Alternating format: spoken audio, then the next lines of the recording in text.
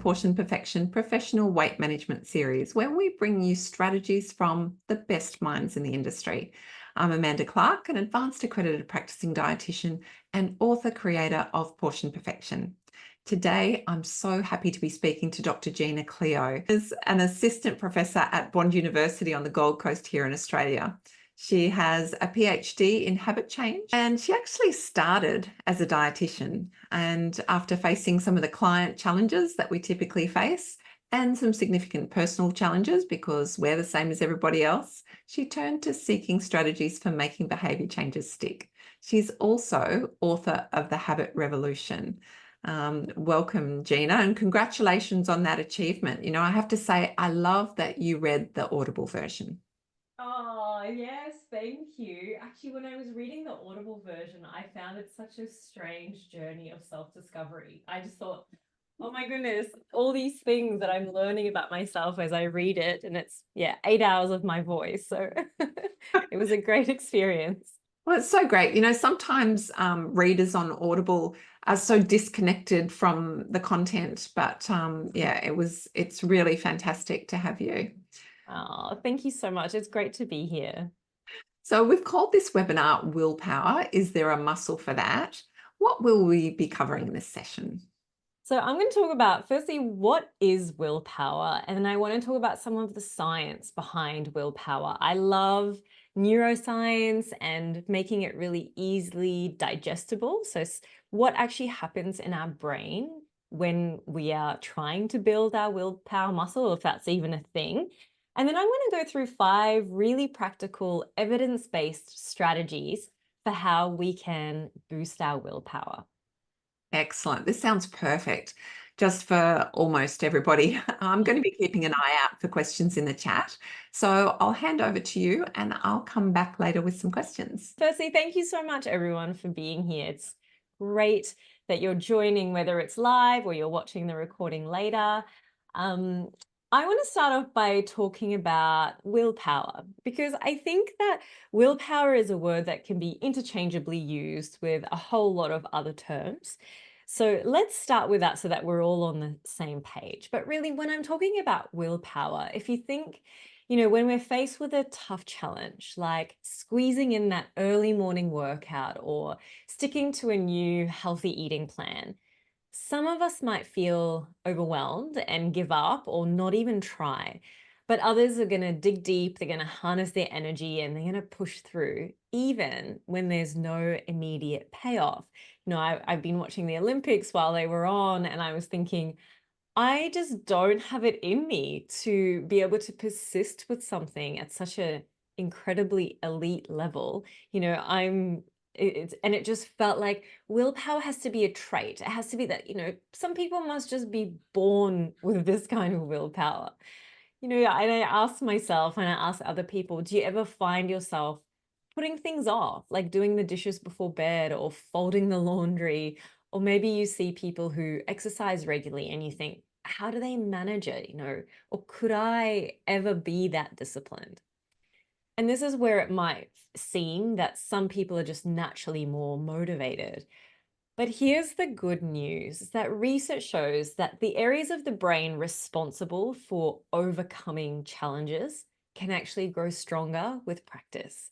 Neuroscience tells us that willpower, which is the ability to stay resilient and push through, is like a muscle. And the more we step out of our comfort zones, the more this willpower muscle strengthens. So whether it's getting up to move your body or resisting that second helping of dessert, or simply not procrastinating, these small acts of discipline build up your brain's willpower circuits. And what's really fascinating is that people who consistently persevere in the face of challenges tend to enjoy better health, greater academic achievement, and more success in their careers. When we think of grit, tenacity, perseverance, willpower, all of these qualities are driven by specific regions of the brain, which I'm going to dive into shortly. But before we get into the science, let's just make sure we're all on the same page with what willpower really is and why it's so important for reaching our health and wellness goals. So, willpower, sometimes called self control, sometimes we call it self discipline, essentially is what helps us to resist short term temptations so that we can reach our long term goals. It's that inner strength that keeps us focused and motivated and on track, even when life throws distractions and obstacles or setbacks our way. And life always throws these setbacks our way. It's just part of life, isn't it? But here's the catch: willpower isn't an unlimited resource. So, just like a muscle, it can get tired if we use it too much. It's a phenomenon that psychologists call ego depletion. And that's why, after a long, hard, emotional day, the last thing we feel like coming home to is salad. We're more likely to give into temptations in the evening because our self control muscle is just simply worn out from the day. So let's go through some of the science behind willpower and understand what is going on in our brains when we exert self control and how can we harness this knowledge to boost our willpower. I'm a big believer that when we understand how something works, then we can develop strategies for strengthening it and overcoming some of the common pitfalls around it, which is really why I became so fascinated with habits. I just thought, if I could really understand the brain, why we do the things we do, what motivates us to do certain things, then I can hack the system and really change not just my own habits, but help other people to change theirs. So let's get into some brain science.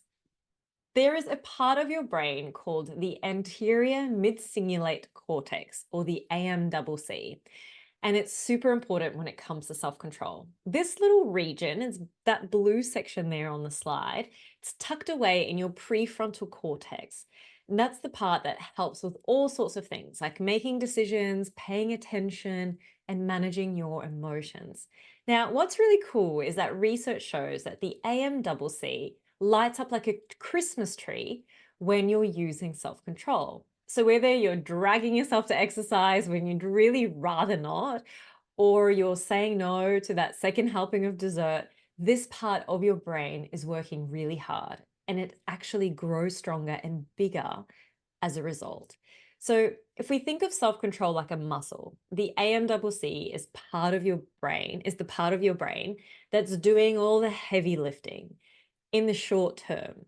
Using self control can feel exhausting, but over time, just like a muscle, it gets stronger and easier to flex that self discipline and willpower.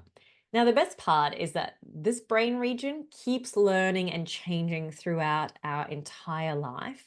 So you have the power to train it however you want to.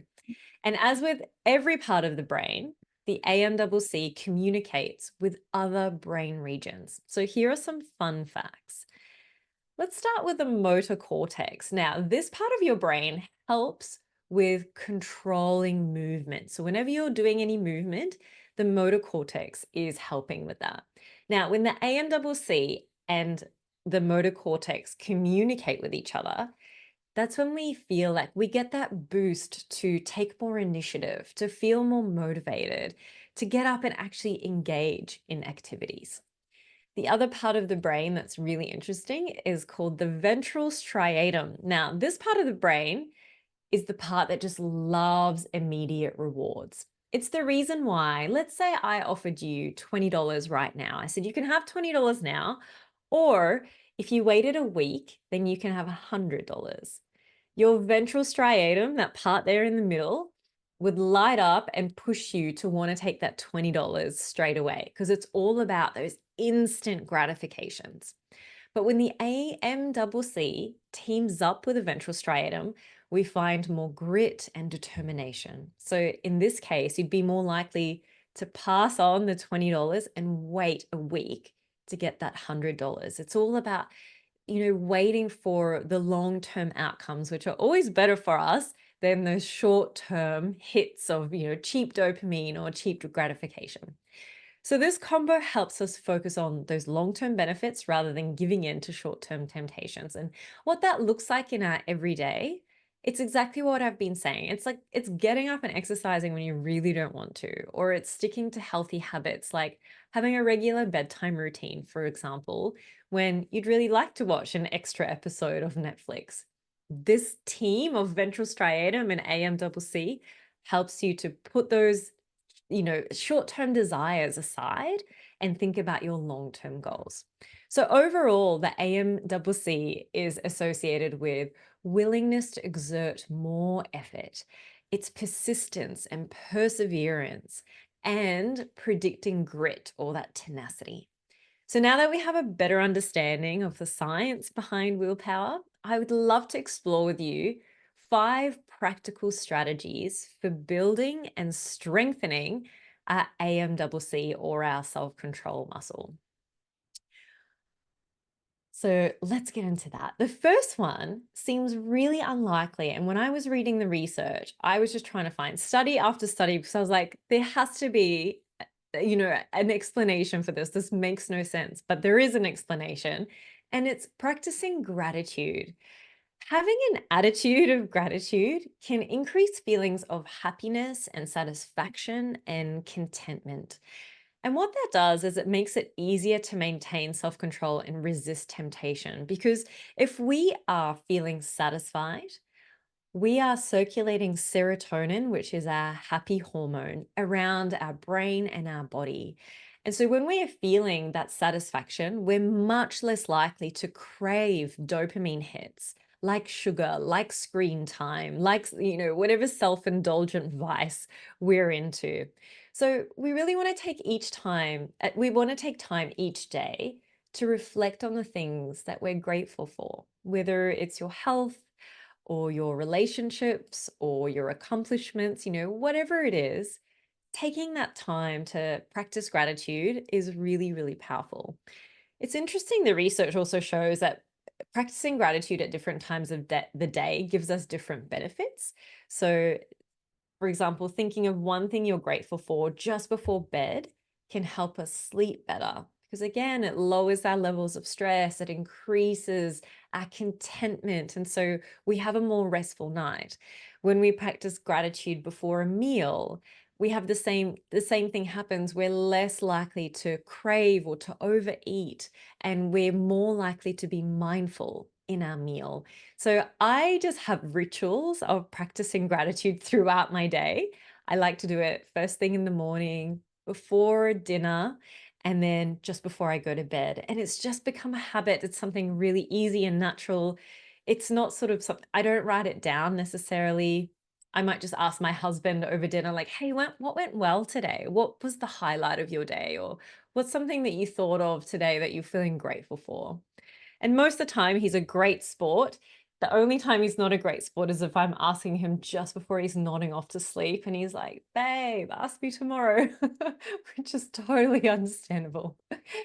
The second tip is to practice mindfulness. Again, something else I didn't expect to see in the research when it came to willpower. What does willpower and mindfulness have to do with each other?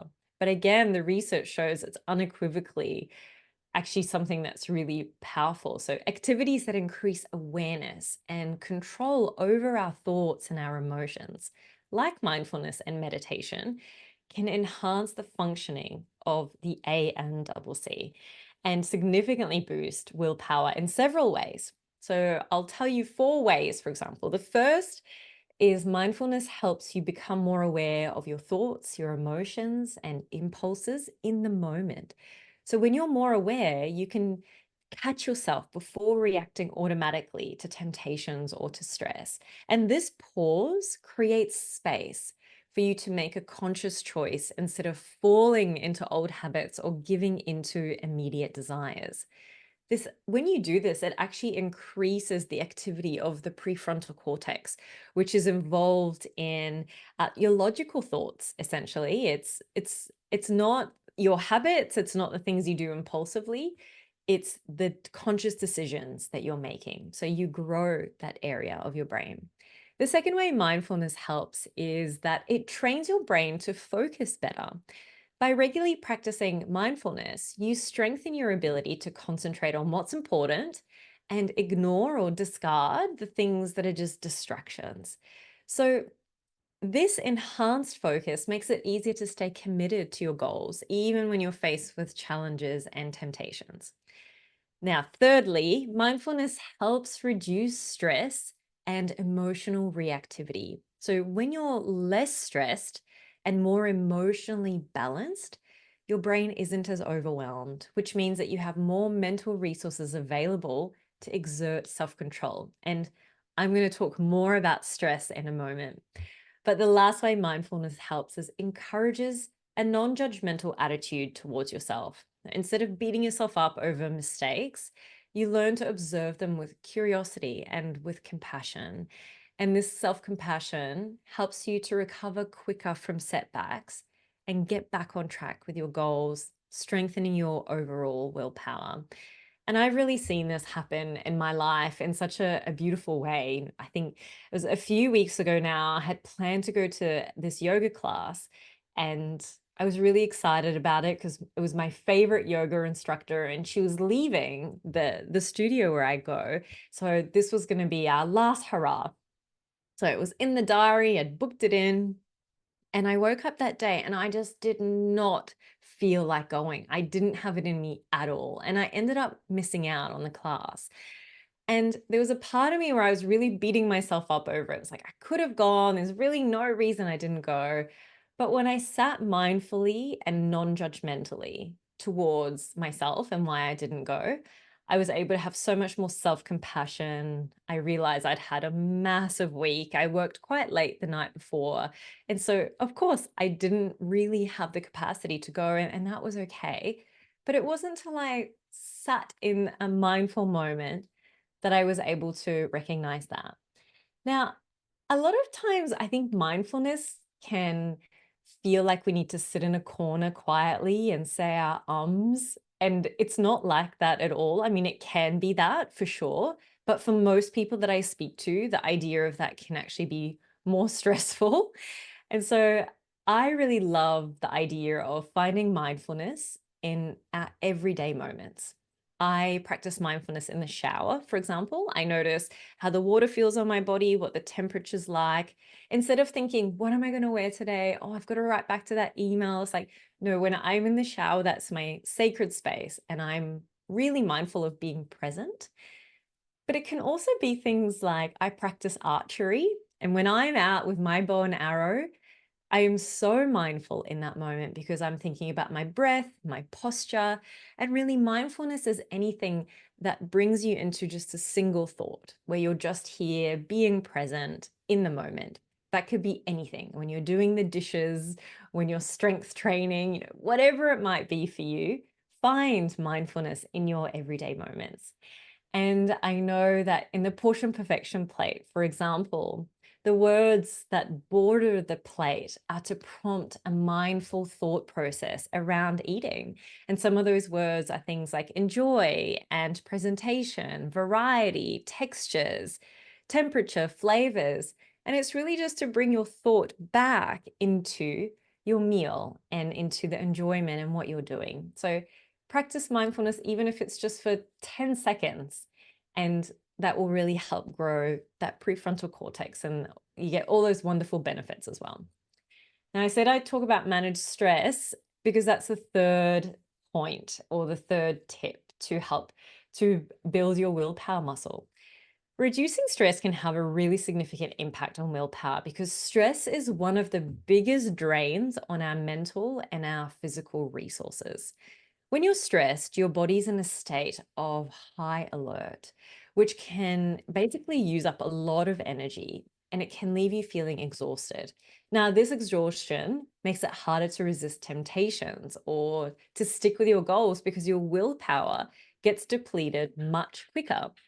Stress also triggers the release of cortisol, which is a hormone that can increase cravings for comfort foods. So, things that are high in fat and sugar and generally processed food. I know that when I'm stressed, the last thing I'm craving is broccoli and kale. I'm definitely craving a lot more sugary, high fat processed foods.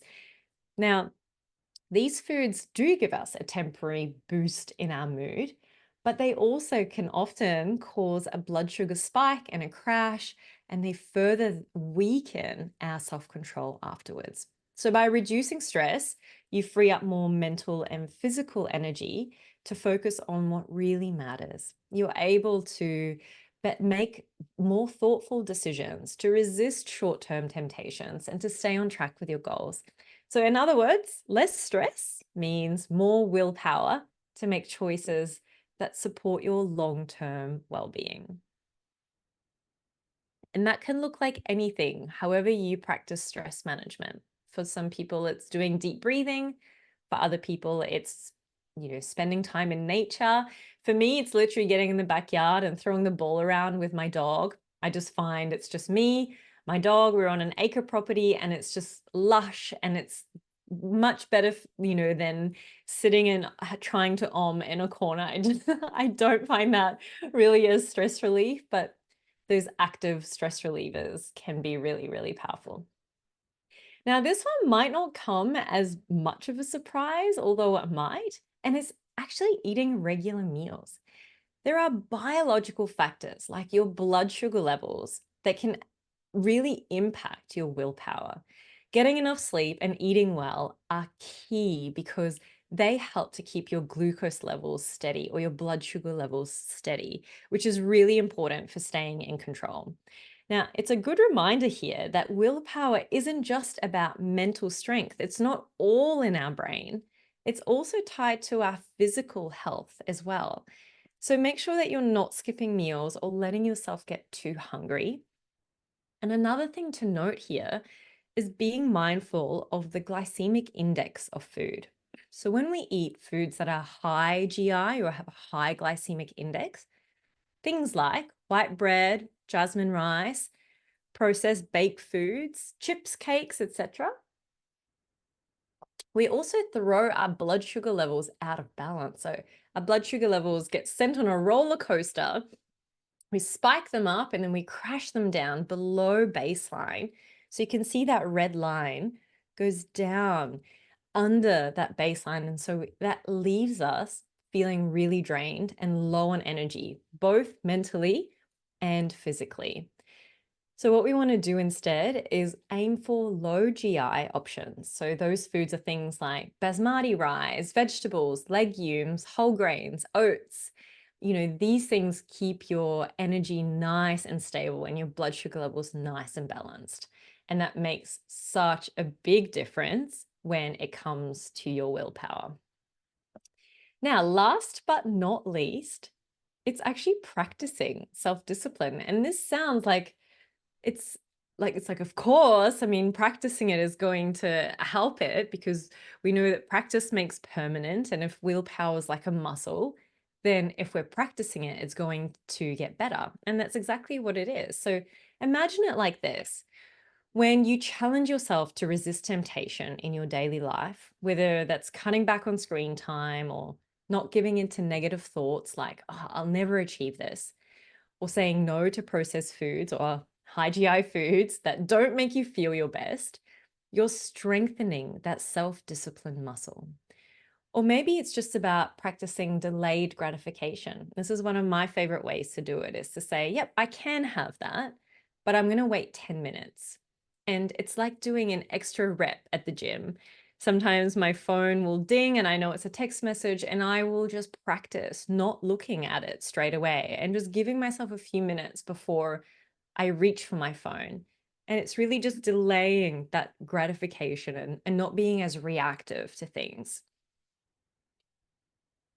Each little act of discipline adds up, making your self-control muscle stronger over time. So by regularly pushing yourself in these small ways, you're actually helping your brain develop better cognitive control.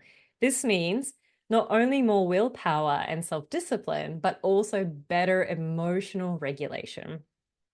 So next time you feel like giving up, tell yourself, I'm not done yet. Each small victory is making you stronger.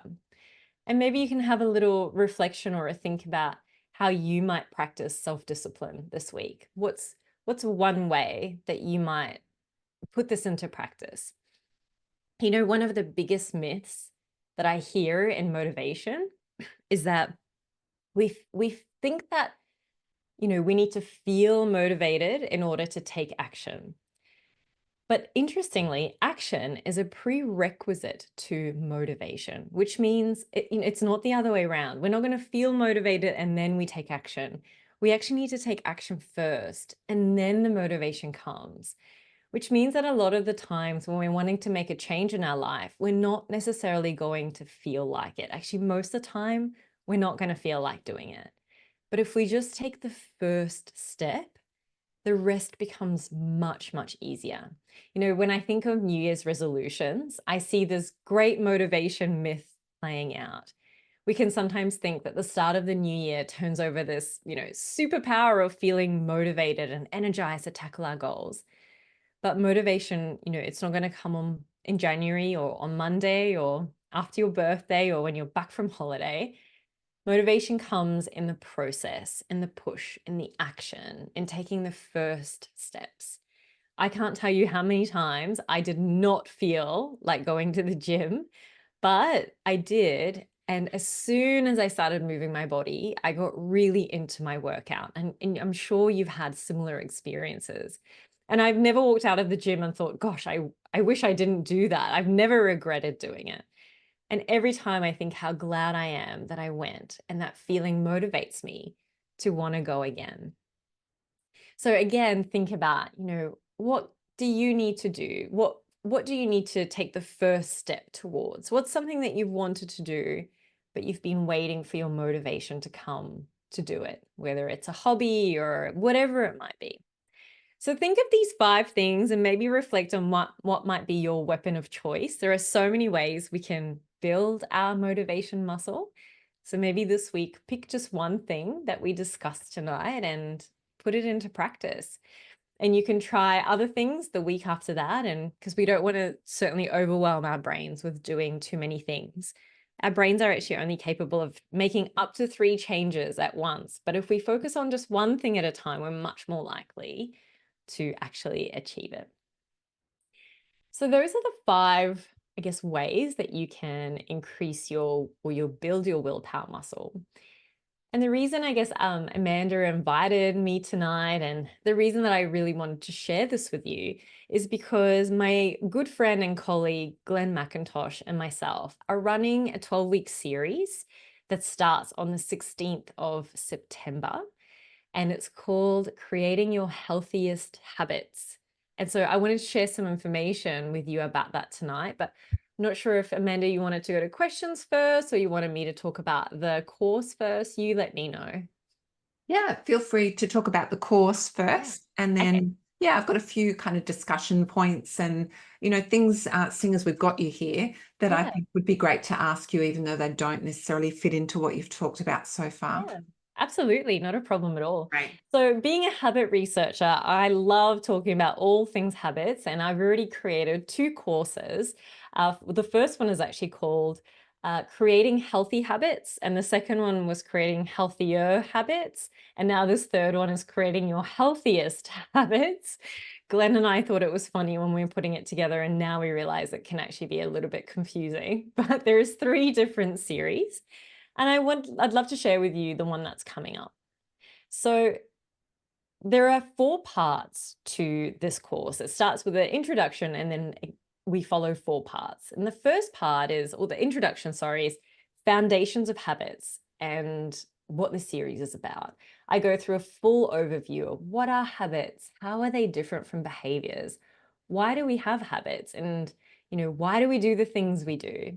And then I go through a very practical masterclass on creating new habits and breaking old ones. Now, part 1 is mindset for habit transformation. Like why change feels so hard and what to do about it. Our brains are designed to preserve energy, and often what we perceive as laziness is actually exhaustion. And so I talk about that and I really unpack what's happening in our brains. Now, why number 4 is highlighted, building your willpower muscle, is because what I shared with you tonight forms just a part of what I offer in this full webinar. I gave you 5 tips in the webinar. I go through 10 things that can increase our willpower muscle. We also go through a bit of a workshop on each one. There's a workbook, and it's just a little bit more than what I had time to share with you tonight. Now, part 2 of the Creating Your Healthier Habits series is all about habits to elevate your mood and your mind state. What are some habits we can do to help us energize when we need it? What about the habits that we can do to help us de-stress when we need to down-regulate from a big day or a big week? And then we go through breath work and the brain.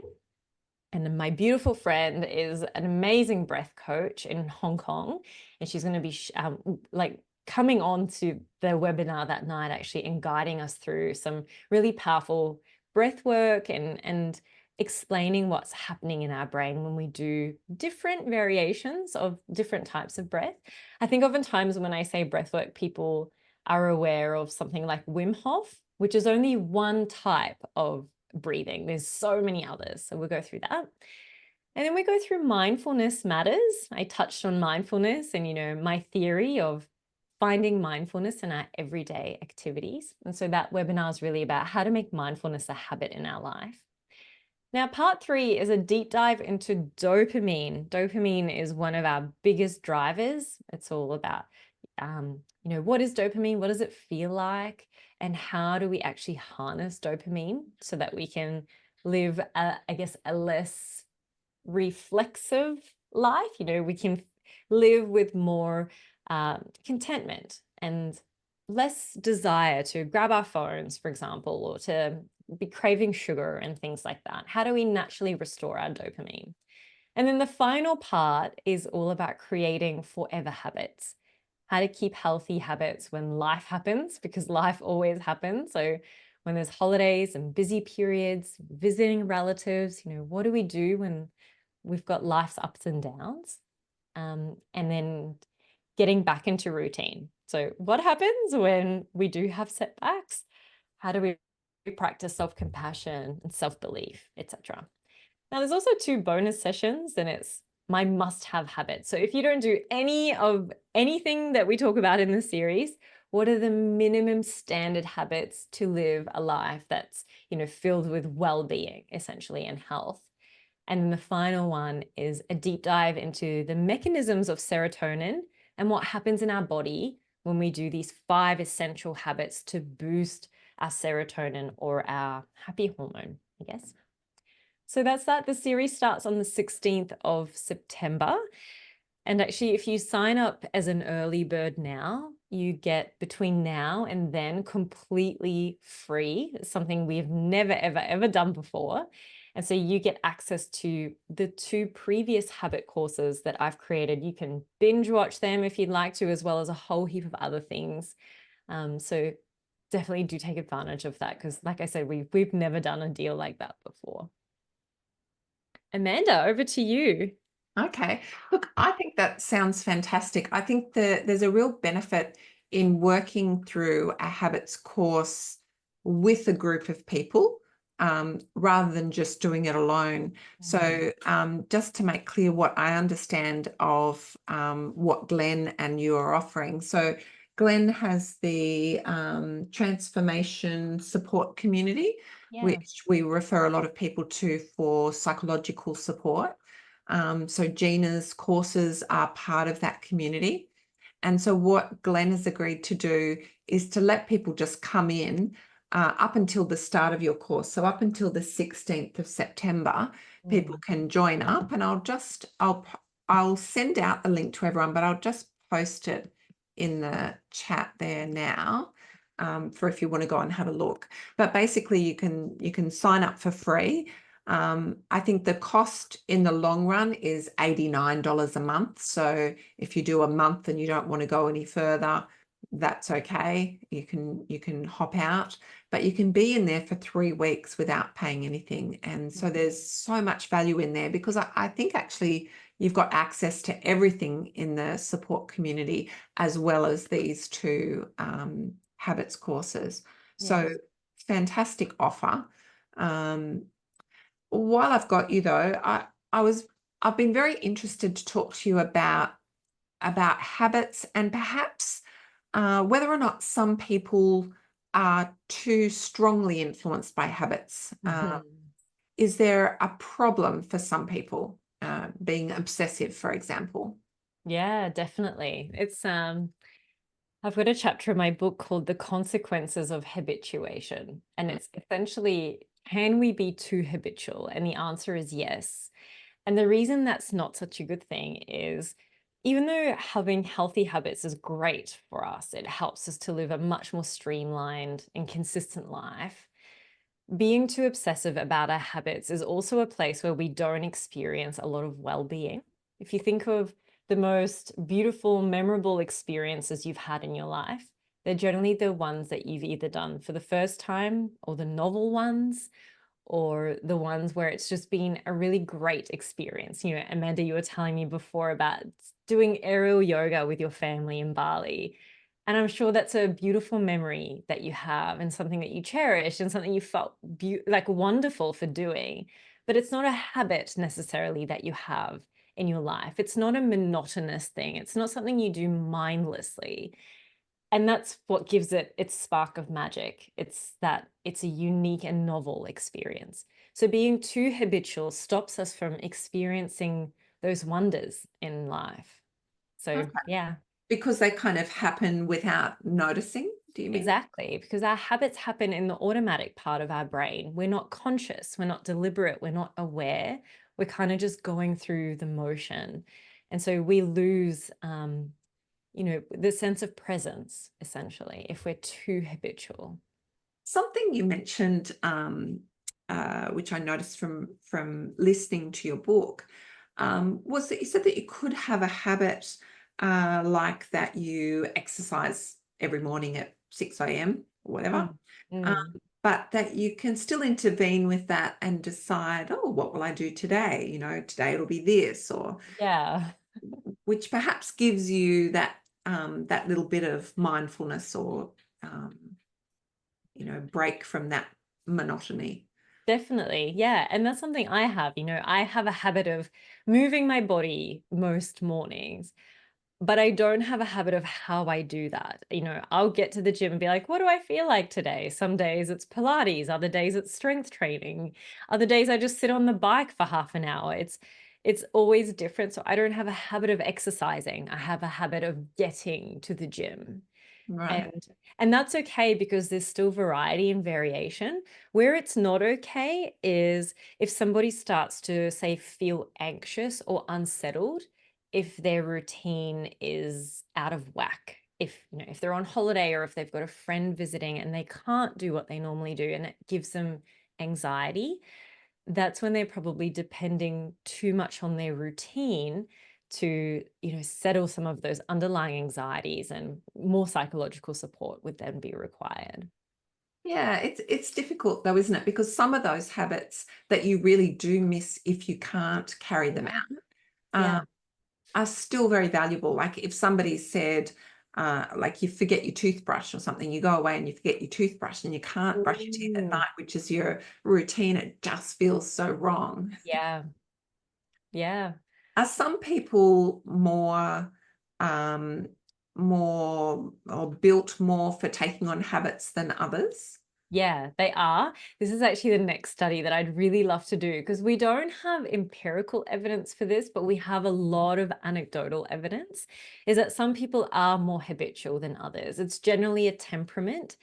But interestingly, also, we find gender differences where men tend to be slightly more habitual than women, or they can take on habits a lot quicker. And it makes sense because men tend to have those roles that, they can be quite militant or quite like systematic, whereas women can be a little bit more or a lot more, depending, I guess, influenced by things like emotions and things like what's going on around us, like making sure everyone's okay. That tends to be more of a female trait. Yeah. So yeah, there are some people that certainly can be more habitual. Interestingly, for a habit researcher, I'm not very habitual. I'm actually someone who thrives on spontaneity and variety, but I also appreciate the importance of the routines that I do have. Um, like I will brush my teeth every single day, but it's not always at the same time. It's sometimes is before breakfast, sometimes it's after breakfast. Like look, it's gonna always happen, but there's no guarantee of when that'll happen. And, maybe that's part of what appealed to you about understanding more about Yeah. habits, that, just your individuality about how well you take on or don't take on. I certainly agree with you with the male female thing, certainly working as a dietitian. Mm. For women, there's more things that might get in the way of following through with something, whereas particularly where kind of weight management is concerned, I think militant is probably a good description. And certainly I would say that any guy who comes to see me who has a military background is like, right, tell me what to do. Right, Yes. I'm off doing it. Come back and there's some checklist of everything they did. And That's right. n- Yes. no emotional issues come into it at all. I know. No hormonal changes, no anything like that. Yes. Um, So I'm also interested in certainly for the people I see, there's a greater incidence of ADHD Yes. um, amongst women with weight issues or Mm. in the group undergoing bariatric surgery. I'm seeing more and more women being diagnosed with ADHD as an adult. Yeah. And I'm wondering, is there something about ADHD that makes it more difficult to take on routine and habit? Absolutely, there is. I read some really interesting research that roughly 40%, I think it was between 40 and 60, but I'm going to stick to 40 to be conservative. 40% of people who do bariatric surgery are diagnosed with ADHD as a late onset adult. So they don't necessarily even know they had ADHD until they start the process of Mhm. seeking psychological support. It's such a fascinating area. And ADHD runs in my family, and so it's been something that I've been really interested in researching as well. The thing with ADHD is the way that people perceive, I'm going to say we as like a self-diagnosed ADHDer, the way that we perceive rewards is entirely different to someone who has a neurotypical brain. People with ADHD, they need immediate rewards, but healthy habits don't always give us immediate rewards. If you have to say you floss your teeth, it'll take you years for your dentist to notice the difference, and actually probably wouldn't notice unless you stopped flossing your teeth. There's no immediate reward in it. And so the motivation to do it becomes much lower. Mhm. Whereas something that gives us an immediate reward, that's things like flicking through our phone gives us a hit of dopamine. Sugar gives us a hit of dopamine. Chewing gives us a hit of dopamine.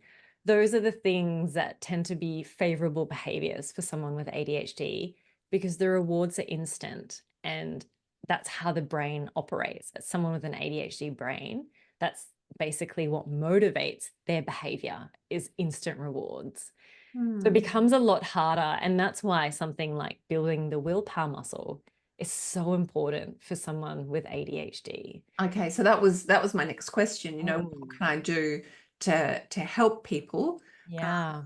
And okay, that's your answer. Because sometimes what I see, like I think that dietary behavior is a bit of a pendulum. There's people who are too strict, too stringent, and it's not good.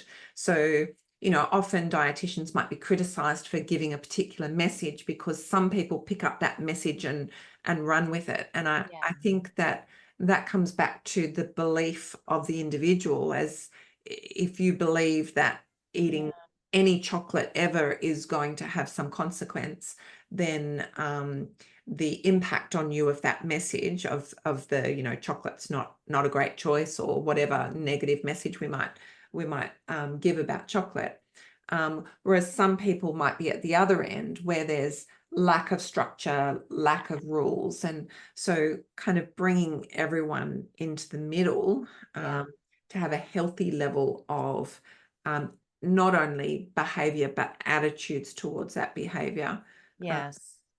I think is what's going to sustain things.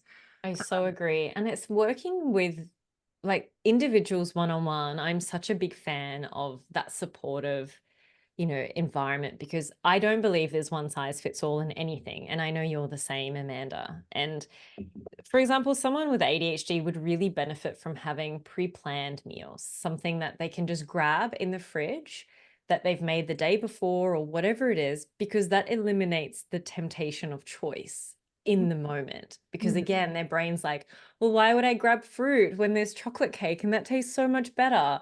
It becomes a really challenging battle. Look, for anyone, but someone with ADHD has a much greater challenge in that moment, because again, rewards is, you know it's like the holy grail. And yeah, so pre-planning would be really beneficial. However, for someone else, pre-planning might not be necessary or beneficial at all. And so it's really working with one-on-one, like within a one-on-one environment, and going, hey, what works for you? Like, let's talk about what's worked for you in the past, and teasing that out is, yeah, really yeah. important. Pulling out the relevant tools for the individual. Yeah, that's right. Another question I have around that pain and reward is that, I think often people find that when they start a new behavior, it's because they're in pain of some kind. Yeah. It might be physical pain, or it might be just, um, dissatisfaction with something in their life. Yeah. And once they start the behavior that addresses that and things get better, the motivation starts to go away because the pain's gone. Right. Um, eh, how do we deal with that? Oh, it's such a good question. And I mean, I know in the weight management space, for example, we see this where someone might be really motivated to lose weight, but then maintaining that weight loss becomes much more challenging, because, or it just feels like it takes a lot more effort. And it's like, well, I've hit my goal now. And yeah, it becomes a lot harder. The reward, what you're focusing on in terms of the reward, that needs to shift. And it might require a really conscious reflection on that. So we have a pain point that causes us to make some sort of change. And I always like to say, the pain of staying the same has to outweigh the pain of change for us to feel motivated to do something a lot of the time. Mhm. But then once we get there, the reward has to shift. The reward now has to be some sort of, this is my identity. This is not just what I do, but this is who I am. Like, I am a healthy eater. I'm an active person. And when we can relate our behavior to our identity, it actually becomes extremely uncomfortable for our brain to try to do anything different. We get a cognitive dissonance where, hey, I'm saying that I'm an active person, but I haven't worked out in weeks. That, like, it doesn't work. So we Mhm. need to create an identity shift once we've hit our goals, so that we can continue doing that behavior. Do you think it's also, instead of moving away from pain, moving towards pleasure and maybe doing some more of that mindfulness Mm, around how good you feel, or yeah, how good your knees feel, if the actual pain was the knee pain and weight yeah, loss resulted in less knee pain, but yeah, now the motivation seems to be slipping, maybe focusing on the good feeling rather than the lack of yeah. the bad feeling. Absolutely. Yeah, definitely. Like the reward that you get from it. But it's also the person you're becoming. But definitely it's, Mhm. I do this. I used to do this because my knees were hurting and they're not hurting anymore. But Yeah. I'm doing this now because I get this endorphin hit from it. And that feels really wonderful too. It helps me have a more productive day. Yeah, and having that identity that I'm not a person with sore knees. I'm a Yeah. person who feels good, and Yes. these are the things that are part of my life. Yeah, that's right. Yeah, absolutely.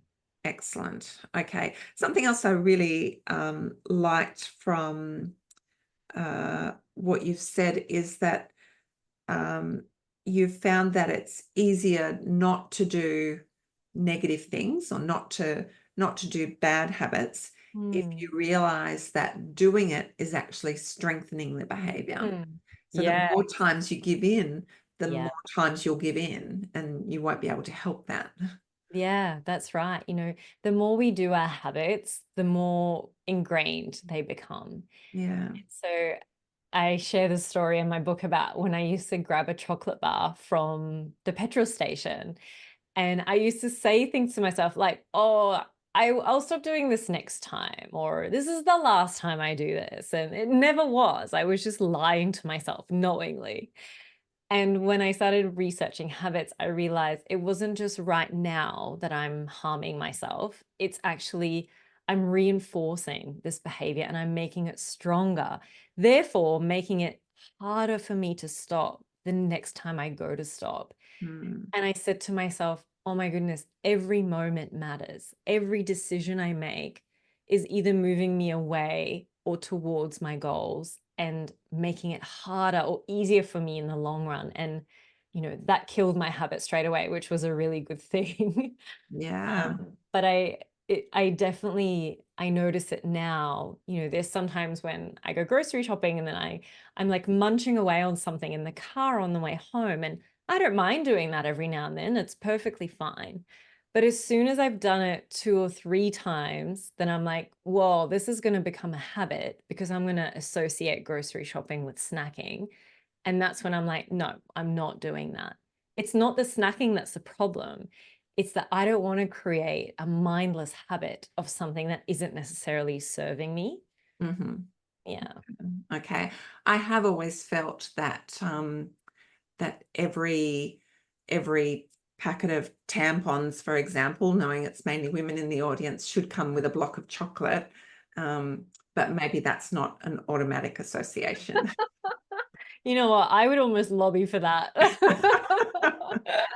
I think that is definitely okay. It does work. Oh, look, thank you so much. It's such an interesting area because it's just so relatable. So I could really talk to you for hours. Oh, thank you. I really want to thank you for joining us and sharing some of your knowledge. Do you have kind of a final little summary that you'd like to reiterate? I think I'd love for everyone to know that you are not stuck with your brain. As much as your unwanted habits can feel like they're so ingrained and you might feel powerless over them. I want you to know that you're not, that your brain is constantly changing and rewiring. And simply the more you do something, the more habitual it gets. And in the same way, the less you do something, the less habitual it gets. And so keep on keeping on and know that your brain is the most complex, beautiful organ and it's rewiring all the time. And you're the one training it. So yeah, you are in complete control of your habits. Oh, thank you so much, Gina. Do come Thanks, back to Amanda. visit. We love your input. Oh, I would love that. Thank you so much. And thanks everyone for joining tonight. I really appreciate you being here. Excellent. We've covered a lot here tonight, and Gina's got so much more to add. So I will send out that link. It is there in the chat for you if you want to take a look. I always say that I get to mix with some of the best minds in the industry, and Gina's one of those. And this is my way to share my contacts and their great ideas. If you find value in these sessions, then please spread the word so I can help spread the words of my very wise friends and colleagues too. The larger the audience, the greater the interest speakers have in joining us.